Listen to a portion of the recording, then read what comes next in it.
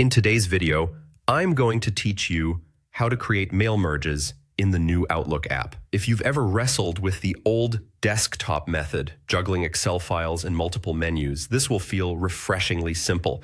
The new Outlook, whether you're on the free web version or using a paid account, streamlines everything into a few clear clicks. I'm starting in Outlook.com with a personal account. First, head to the top left and click New Mail. Open the Compose window full screen so you can see everything clearly. Near the top, right next to the Send button, there's a small drop-down. This menu lets you schedule an email, but today we'll choose Start Mail Merge to set up a merge right from this message.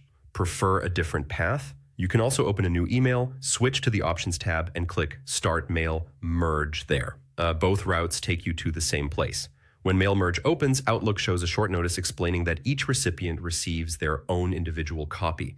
That means no one sees anyone else on the list, and replies come back to you individually. It's ideal for announcements, invitations, and simple newsletters where privacy matters. Next, add all the addresses you want to reach in the recipients field. Then write your subject line and compose your email as usual. Use your normal formatting and links. What you see in the editor is what your recipients will receive. Since the same content goes to everyone, keep the wording general enough to make sense to each person.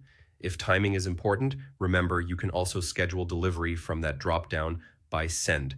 Before you send, take a moment to scan for typos and double-check your recipient list.